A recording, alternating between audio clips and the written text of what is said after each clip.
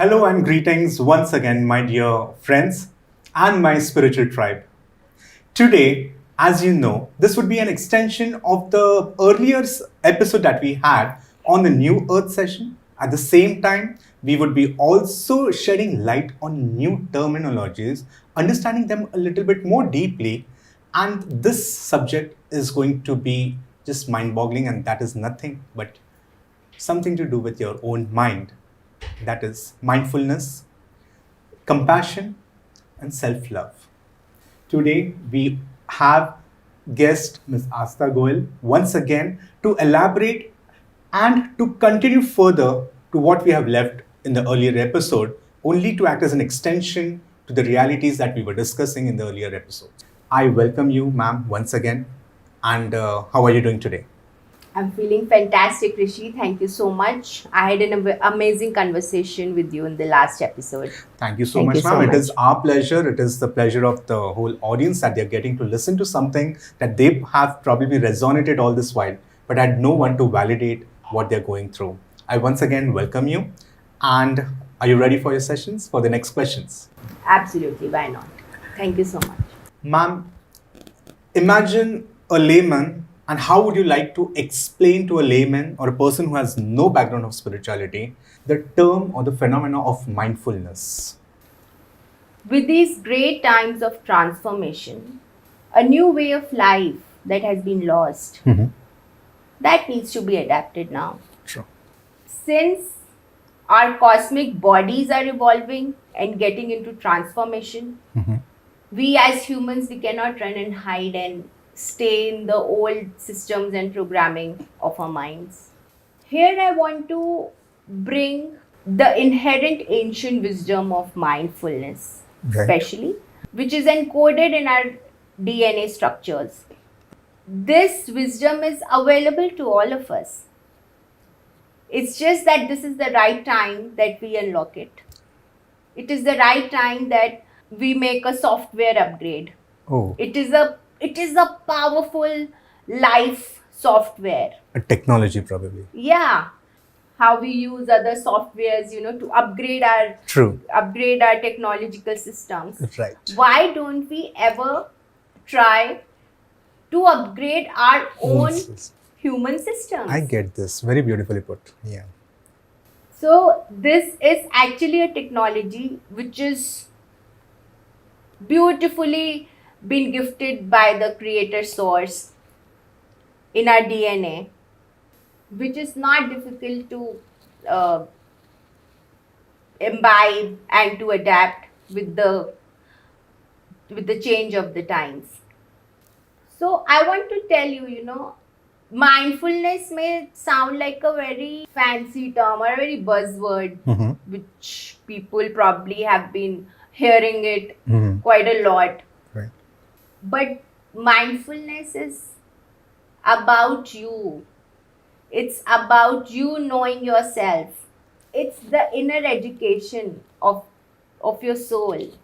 Wow. It's just a tool that steals you or probably gives you a liberty or happiness or a privilege to download it within yourself and encourage a new way of life. Being mindful. Mindfulness is a way of life. Sure. I had one question supporting this.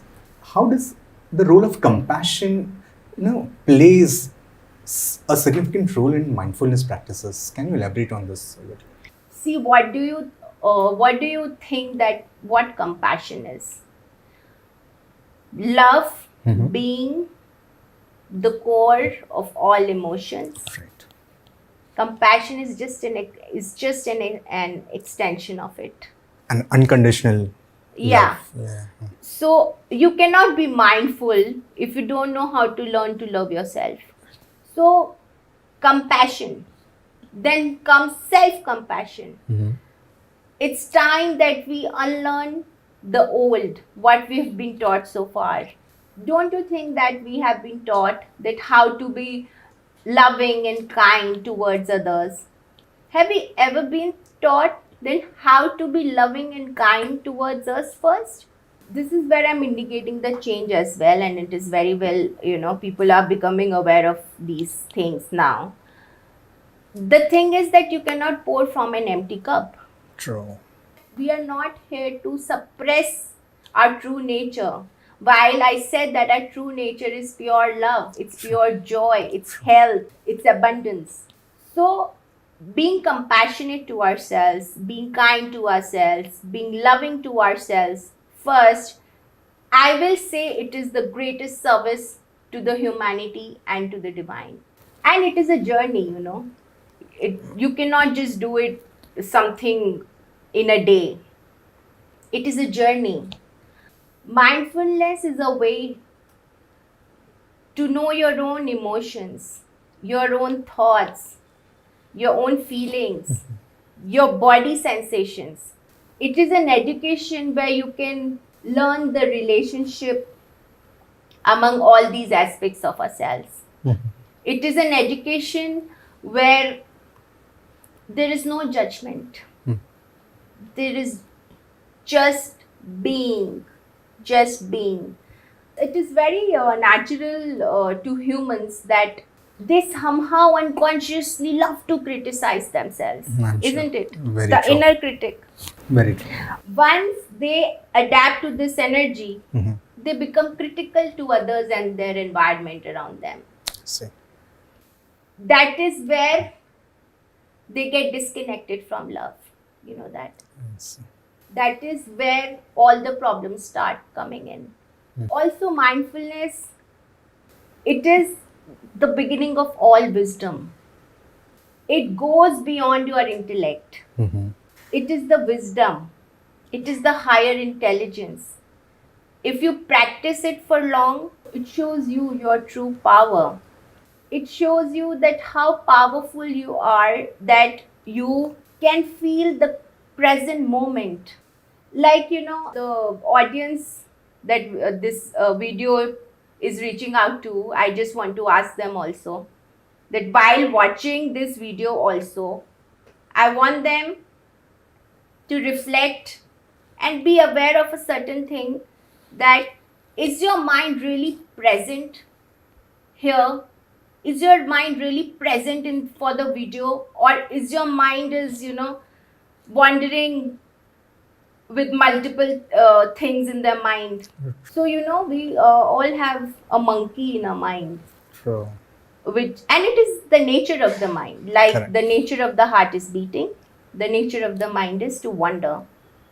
But where human mastery comes is that we give our mind a task very gently and lovingly when we see that it's wandering, to bring it back to the present moment. So, is it a conscious process wherein we are pausing and then being aware of your present moment? The core energy behind it is the awareness. True. When the energy of awareness sets inside us, the magic starts happening. Sure. And then it can help you to venture out in so many dimensions that becomes unique to your journey. It is a tool where you can connect to your internal wisdom and insights, that anybody can come at my place and speak like that because they have experienced the magic. So here also that I'm speaking today is all about that, the magical realms and the miracles that I've experienced with all the subjects that I'm talking about.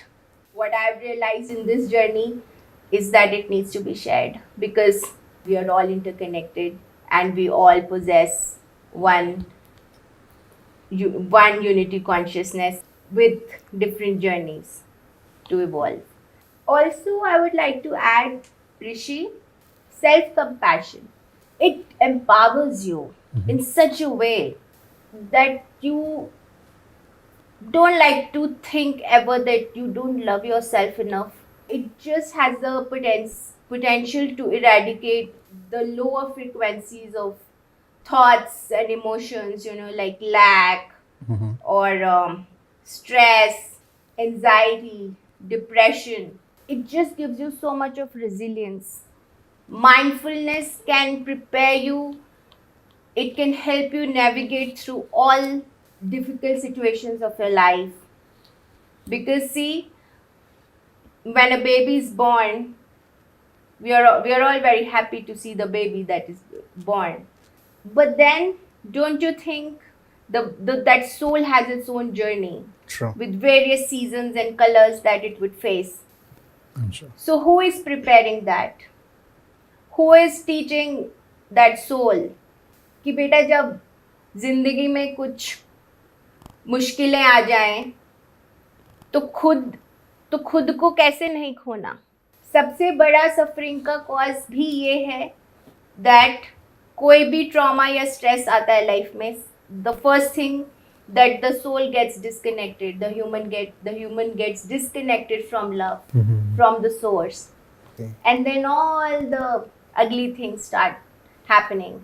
So mindfulness is that sacred cosmic wisdom that gives you all the tools, wisdom and knowledge to be in the present moment, to feel the present moment, to feel the here and now, where feeling is emphasized. When we feel the present moment with all our five senses, life begins. So present moment is the discontinuation of your story.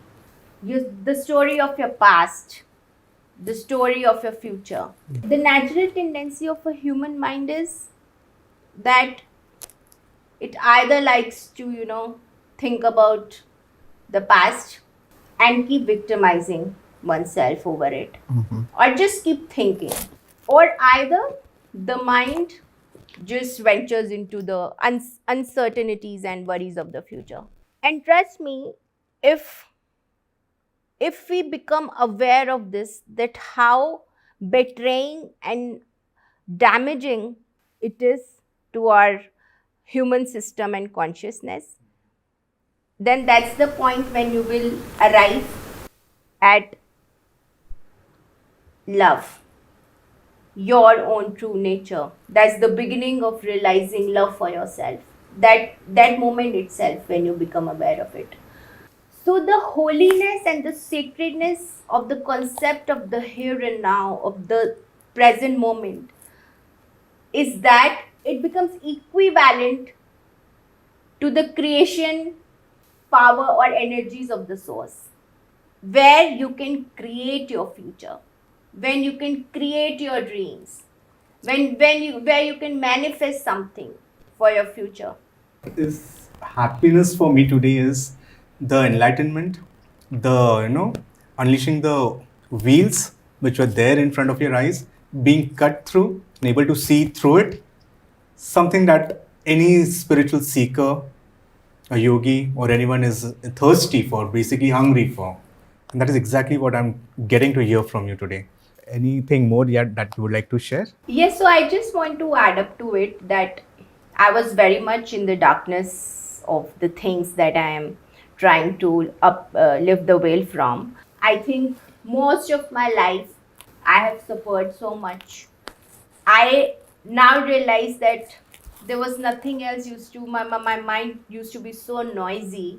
But now, ever since I have moved into my solitude time, and when I started connecting to myself, to the stillness, to the calmness of the present moment, when I consciously tried to erase all the noise of the world, and I loved myself to this extent that I just want to feel void within my that void is beautiful in nature, that stillness, that nothingness. When I was in my solitude time, that there were only questions, that what was the cause of my pains and grief and suffering all through my life.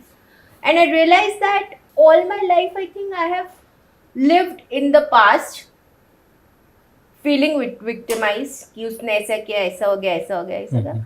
Or either I was in the future, the worries of it, कि अरे ये कैसे होगा, वो होगा कि नहीं, ऐसा होगा कि नहीं. So now the solitary time that I had, and I discovered that was the way to love myself. So true. That was the way I was taking care of myself. That was the way I was feeling empowered.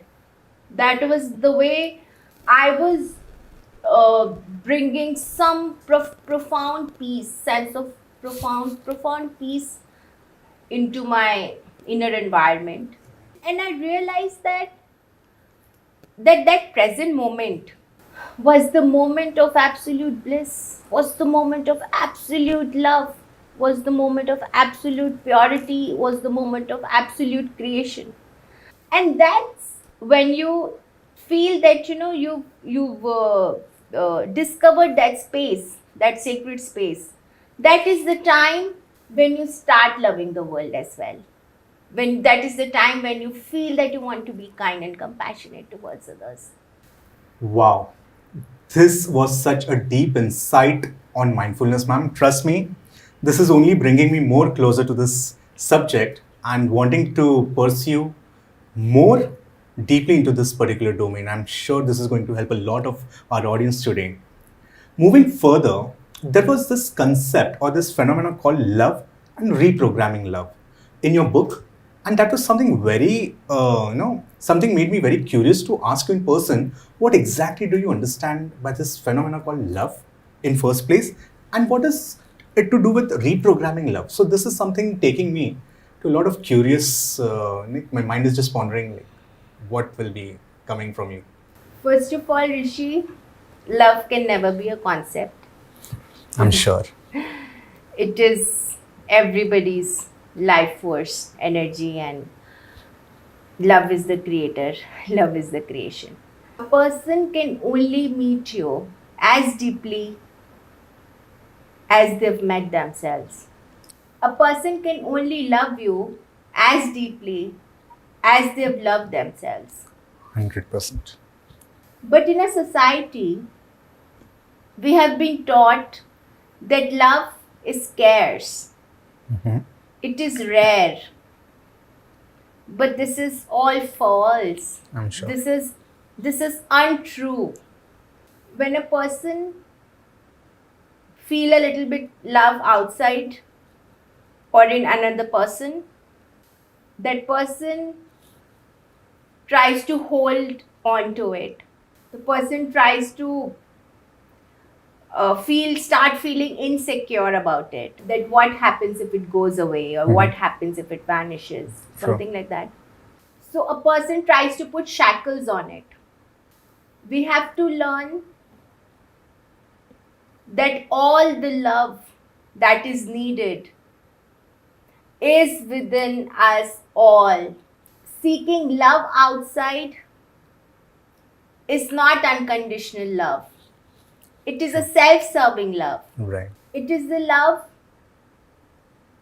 that when you want to seek outside because you feel less, you feel insecure, because you have not touched the wholeness of your own dimension within yourself. So true. I'm not saying that do not love anybody or do not receive love from anybody, but it's about learning to love yourself first to the extent that love you can share with the other person.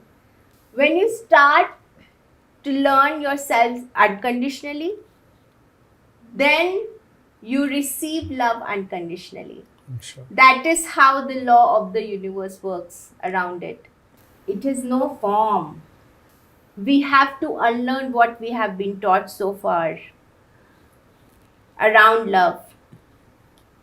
Ripping our heart apart to delve deeply into the core nature of ourselves, which is love, is what I will call reprogramming love.